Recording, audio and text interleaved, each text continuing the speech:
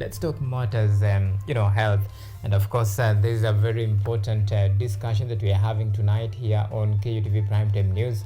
And of course, remember I have my guest, Dr. Muhyidin Mohamed. This is an expert in critical care and internal medicine, who will be joining us via Zoom. And of course, we just want to have this very important discussion regarding the early prevention, preventive healthcare. So that is the discussion and the conversation we are having tonight. And remember, we invite you to be part and parcel of this discussion. You can talk to us on all of our social media platforms, and we'll be sure to sample all of your feedback. You can tweet me, or rather tag me along at my events. The hashtag to use always is prime time news. So Doc, thank you so much for making time to talk to us about this very important discussion that we are having at this particular time. Oh, hi. Thank you for having me. I don't know if I'm audible enough. Loud and clear. Okay, good. So thank you, Mr. Auma. It's a pleasure. I think I don't know how you want to do this. I don't know if you want to talk All about right, it so let's do it. Let me show you how we do it. Okay, so we are tracking this very important discussion based on preventive healthcare. And of course, I'll begin by just asking you a simple question. You can keep us to speed with the latest development as far as the state of preventive healthcare is concerned here in the country. So what are we looking into from doctors' point of view? So how are the current trending as far as this is early health preventive measures is concerned? I think I'll first start by enlightening what it is initially. And preventive healthcare is not as simple as it sounds. It's more of a rigorous process, to be honest. It involves you, it involves me, it involves the education sector, it's broad based. And I put it in a simple perspective in the sense that basically, as a country, I think Kenya, we're going broke. So if you put the preventive medicine before the curative medicine, you will have cut costs. So it's a way of alleviating future costs in our country that are mostly accrued by curative part of medicine. All right. And in itself, Okay, proceed. I think it's not it's not an easy thing to talk about, and it's something that I actually like in the sense that majority of our generation are actually trying to think about it and come up with ideas on how they're going to prevent occurrence of diseases, chronic diseases specifically, to be key. Okay. Well, there is a common phrase that goes, prevention is better than cure. So, talk to me about the importance of actually, preventing before we talk about even cure in the first place. So, just how critical is it to, go for rather screening, early detection, so that you can prevent possibility of, the eventuality that might actually occur at any stage of your life. So, how critical is it for we as Kenyans to actually go for prevention earlier so that we can know actually what is happening? You put it perfectly in the sense that you can catch it early. So that is one bit of it.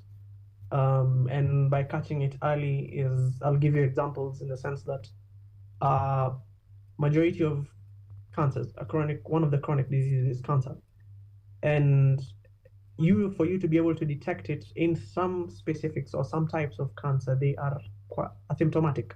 I'll give you an example. Ovarian cancers do not really project their symptoms until it's now a bit late. So if you are a person who usually goes for screening, you tend to see it quite early and sort it out quite early.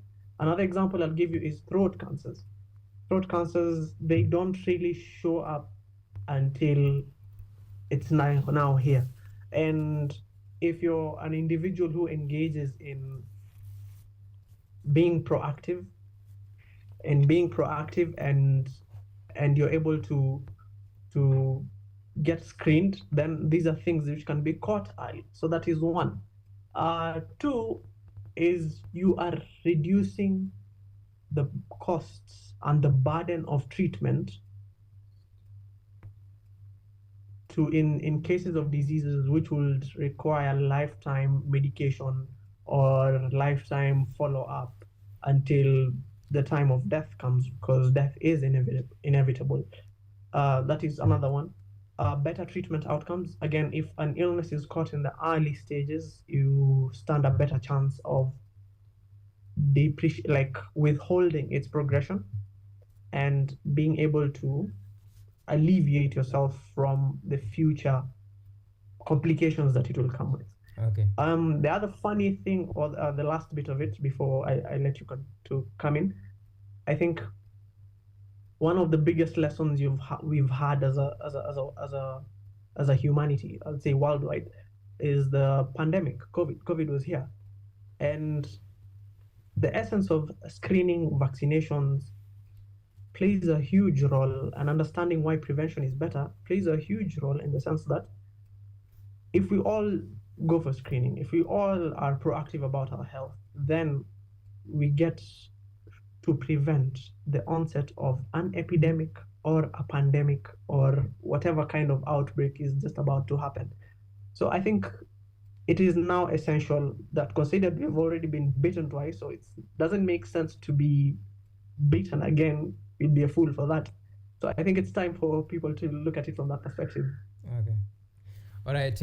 Well, talking about the prevention and the early interventions, and I just want to get your thought on this. How is the trend as far as people actually embracing this the preventive measures from doctors' point of view? How do you rate the rate at which actually we Kenyans are really embracing these preventive measures at early stages? Um, I'll give you two takes on that. I think one, it's a field that is coming up, and majority of young adults are a bit proactive. In my clinics, I kind of get people who are a bit inquisitive and really want to know more about their health. I don't want to go into details of how I see my patients and what challenges or what things I notice in the clinic, but there are quite a few number of young adults who actually come and ask, Doc, I have this and this and this. My mom had this and this and this. Do you think I will get this and this and this? So people actually have the question and they want to know more. And that is one part of it. The other part of it is, I don't know if I should really blame Kenyans for not coming to the hospital for the basis of just knowing if they have a problem, and not coming, and instead of them coming to the hospital for the basis of a cure. I don't know if I should blame them for that, because I would say healthcare in Kenya has become quite expensive. The preventative part of it should be displayed easier through education systems, through online platforms like this. And I think that is what will make Kenyans more inquisitive and want to know. I want to save money on this. I don't want to have to buy drugs for the rest of my life. So what if I spend a few bucks, go see a doctor, let me learn what could be wrong with me, what I can do to prevent anything else from happening, and never have to deal with going for hospital visits for the sake of treatment and medication and follow-ups and all that. So looking at it from my experience in practice, I think the numbers are still need a little bit of push, but we kind of have a good start. Yes. Okay. Well, you've actually asked yourself a question like you don't know if you can actually blame Kenyans for not taking early prevention measures. And in line with that, you have actually mentioned, or rather come up with a very critical point in regard to this discussion. I'm talking about the expensive healthcare system. So For instance, if you are a patient and you want, or rather any normal to ordinary Kenyan want to go and get screened for various, it could be cancer or any other disease. The question is, the screening itself from any normal or rather ordinary citizen, the first thing that will come in your mind is, the cost.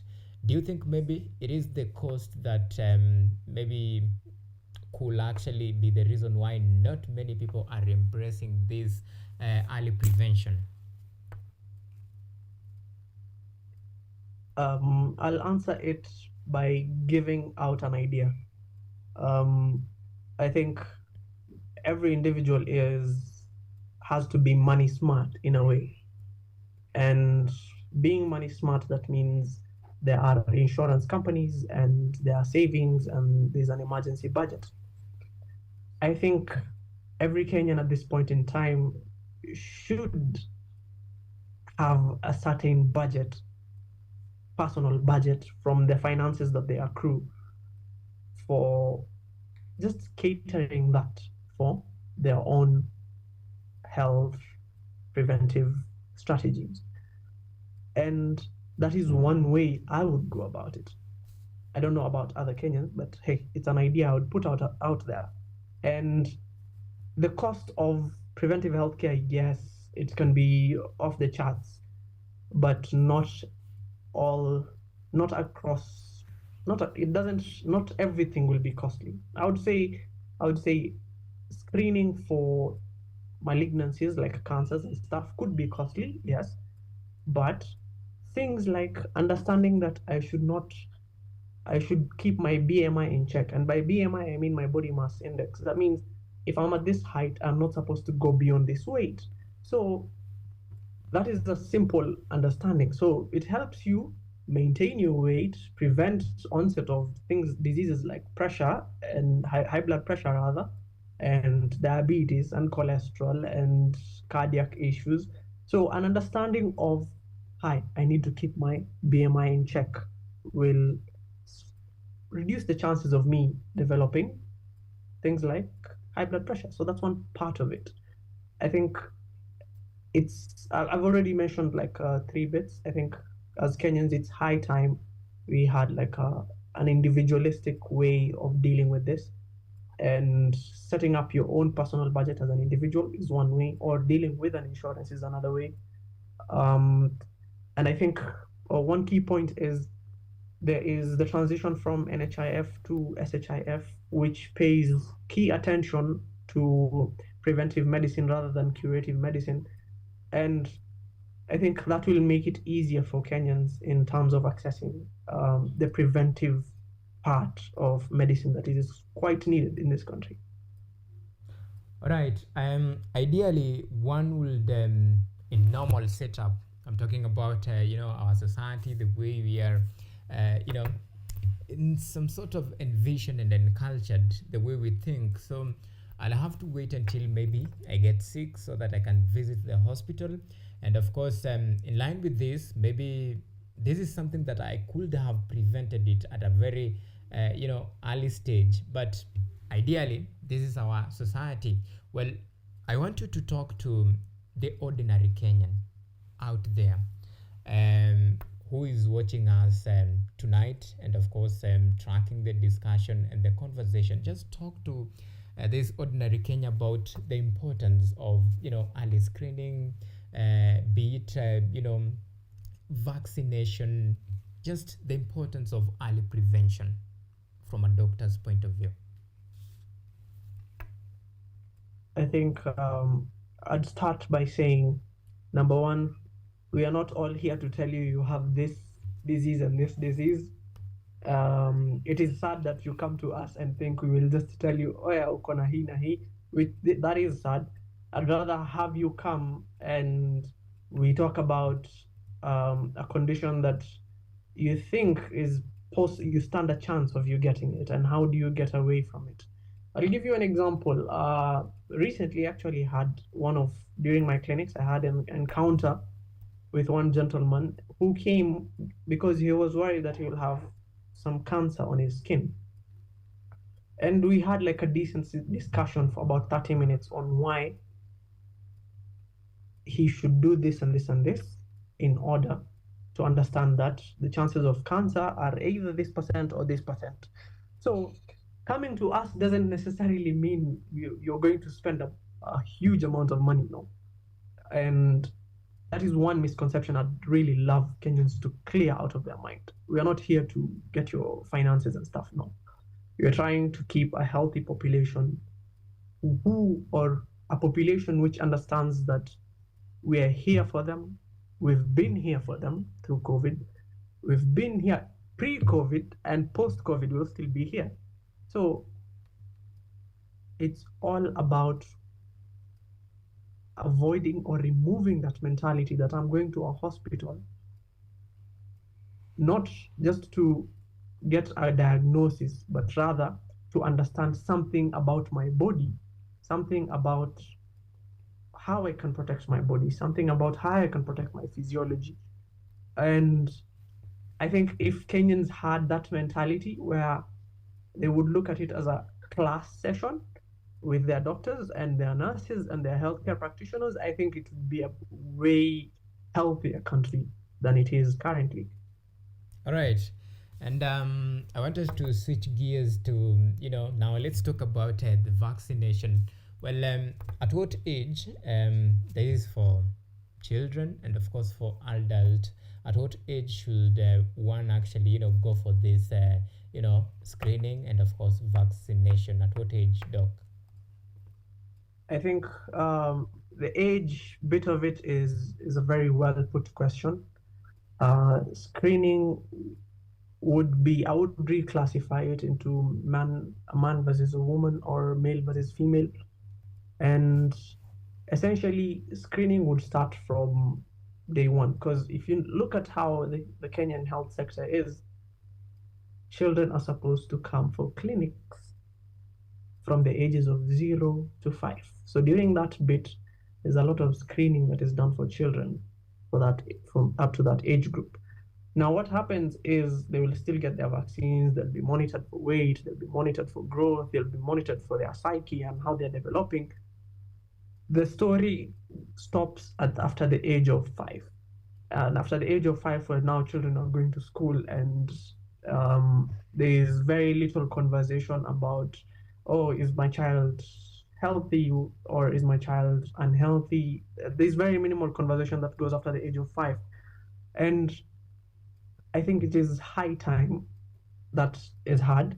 But if you come back again to the dissection of screening for men versus women, there are quite a number of diseases and techniques on how we could screen for men. I'd start with men.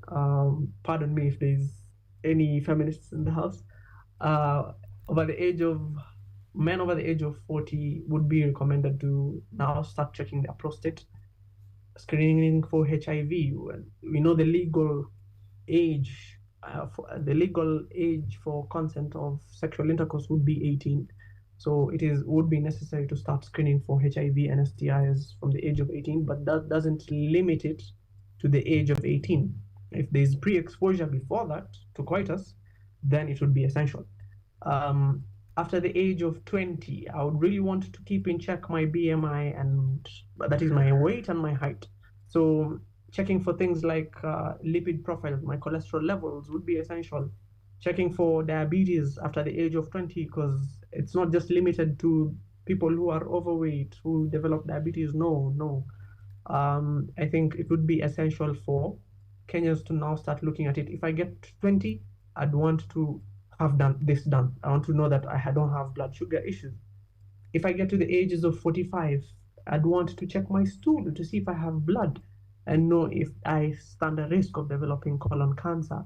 If I am a lady, I'd want to be doing a mammogram and having self-breast assessment techniques be taught to me so that I can go and check myself and see if I have a lump or not. So these are things that are conversations that are there for you with your doctors, and that are there for you with your nurses, that are there for you. But it is upon us, yes, to relay this information, but it is also upon you as a Kenyan individual out there to seek them. I think that's how I would put it. All right. Well, for those who are watching us tonight, and maybe one is encouraged by this very insightful discussion, and maybe want to take that initiative step and visit a doctor in the near future or even tomorrow. So the question is, so where do that person begin?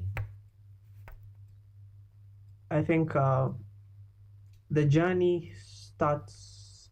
I'll put it this way: we live in a day and age where technology is at the comfort of your fingertips. So, as much as the healthcare industry is still as old fashioned, we, the young ones, are trying to re-diversify it and redefine it. Um, Personally, myself, my younger brother, and other gentlemen, we are looking at it from a perspective where what can we tell these Kenyans to understand about medicine and health itself? So, engaging with content and individuals who have such kinds of mindsets would help them get an exposure to it. That would be one. Two is having a positive outlook to the healthcare industry and not a negative outlook to the healthcare industry is one other way. Positive in the sense that majority of people are scared of going to the hospital because of a diagnosis. So I would rather tell you, like, hey, forget the diagnosis bit. Come see me for the sake of let's figure out, why does high blood pressure come about? Can you help me understand why prostate cancer is here and how does it look like when it gets to me? So I think we should allow Kenyans and make Kenyans understand that it is no longer in the hospital now. It is something that is accessible to you on your phone, that you can actually sit down, listen, including this platform as well. And I think it will be it's something that is catching on, but it still needs more time to get there. All right. Well, Doc, I will give you the next 1 minute to actually for your, to make your closing remarks, even as we wind up this particular discussion. Thank you so much. Generally, it's been a pleasure. I'd like to tell Kenyans that we could be smart about certain decisions, and that doesn't mean we've been dumb for the past few years. No, it doesn't mean that. But I think the generations that the current generation and the ones behind, after me and before us, there is something we could always learn from one another. And I think being proactive about your health is one way to go about things. And this platform offers you that. Our platform, the Laughing Lab Coach, offers you that, and it is engage with us. I think it would be easier, and we could have difficult conversations, but with ease, and be able to live a healthy life rather than an unhealthy life, which would cost you bills and stuff. So All right. that would be my final piece. Thank you so much. All right. Thank you so much, Dr. Muhyidin Mohamed, expert in critical care and internal medicine. This has been a very, very important discussion in regard to matters health, and of course that, like they say, always prevention is better than cure. And who is best to tell, or rather to advise you on the matter, than the doc himself? So that has been very insightful discussion, and we hope you'll take proper measures and actually wake up from slumber if you're still dilly-dallying and waiting for the next course of action.